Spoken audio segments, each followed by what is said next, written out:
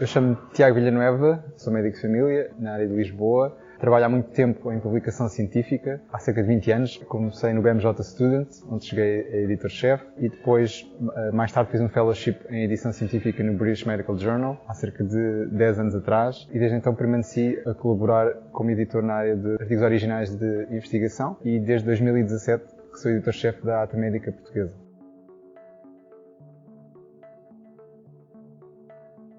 O acesso aberto é muito importante, não é? Na área da publicação científica, e a primeira razão, que é a mais óbvia de todas, é que torna a investigação disponível a um público muito mais vasto. Os conteúdos não estão por trás de uma paywall, não é? Estão livremente disponíveis. Qualquer pessoa, em qualquer lugar, a qualquer hora do dia ou da noite, pode aceder a esses conteúdos.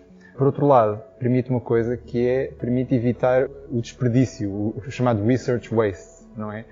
Assim, mais facilmente, as pessoas apercebem-se do que é que está a ser publicado, da investigação que está a ser efetuada, e permite aos grupos de investigação evitarem repetir coisas que já foram feitas.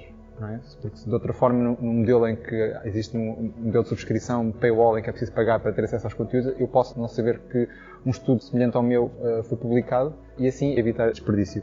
Depois há outra questão, que é o aumento do impacto. Ou seja, sabemos que os artigos publicados em acesso aberto normalmente têm um maior alcance, têm mais citações, são mais visualizados. Depois também há a questão de mais facilmente permitir a reprodutibilidade dos estudos, não é? No fundo, promover uma certa cultura de inovação e de avanço da investigação, porque os investigadores mais facilmente podem se aperceber do que está a ser feito e tentar reproduzir estudos e tentar acrescentar algo àquilo que já existe.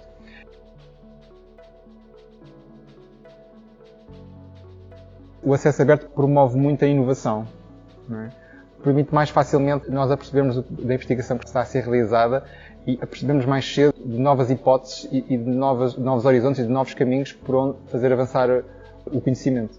E um aspecto muito importante é a influência que o acesso aberto tem ao permitir que os decisores se apercebam mais rapidamente dos resultados da investigação científica. E na área da saúde, hoje em dia, isso é muito importante. De outra forma, é mais difícil os decisores aperceberem-se do que é que foi publicado, do que é que existe. Aliás, um dos objetivos da investigação é influenciar a decisão política, falando no caso específico da saúde. Finalmente, há a questão, não é, do acesso aberto. Hoje em dia é um requisito de muitas entidades que financiam a investigação, ou de governos, ou de entidades públicas e privadas que apoiam e financiam a investigação. Os estudos financiados por fundos europeus, isso já é obrigatório, que os resultados dessa investigação sejam publicados numa publicação de acesso aberto. A pandemia deu um impulso enorme às práticas da ciência aberta, não é?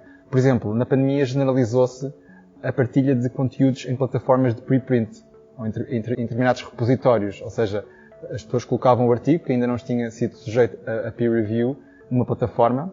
No caso das publicações científicas da área de medicina, isto deu um impulso enorme a uma plataforma que é o medRxiv, não é? Que é uma plataforma que tem 4, 5 anos. As necessidades de conhecimento eram tão elevadas que essa plataforma conheceu um grande crescimento, porque os investigadores colocavam os seus artigos lá antes de serem sujeitos a peer review, e isso permitia que os investigadores em todo o mundo tivessem imediatamente acesso aos resultados.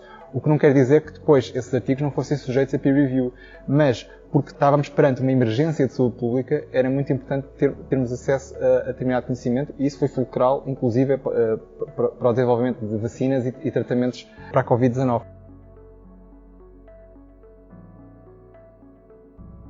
O acesso aberto tem que ser visto num contexto mais amplo, que é o contexto da ciência aberta, não é? O Open Access, o Open Peer Review, o Open Source, o Open Data. Mas, na realidade, isto são práticas que já existem há bastante tempo, mas se calhar ainda não estão generalizadas ou disseminadas da forma que seria ideal. Okay? Portanto, eu acho que o acesso aberto, visto no contexto das práticas de ciência aberta, poderá ser uma mudança de paradigma na investigação científica, mas para isso é necessário que se verifiquem algumas condições. Eu acho que, primeiro, precisamos de gerar mais awareness. Portanto, é preciso que mais pessoas percebam o que é o acesso aberto e as suas vantagens, não é? Temos que gerar mais awareness em todos os tipos de públicos. Depois é criar a infraestrutura própria, a infraestrutura para as práticas de acesso aberto. Já existe, mas ainda é um pouco fragmentada. E terceiro, mas se calhar mais importante, é a mudança do sistema de incentivos. ok? Porque o que importa é o número de publicações, o número de citações, as métricas, ok? E nós, se calhar, temos que evoluir progressivamente para um sistema mais abrangente, em que não contém só questões quantitativas, variáveis quantitativas, contém também qualitativas, em que, por exemplo, que o peer review, a revisão por pares, seja uma coisa muito mais valorizada. Atualmente não é uma coisa devidamente valorizada. Tem que passar a ser um aspecto quase natural da carreira de qualquer investigador.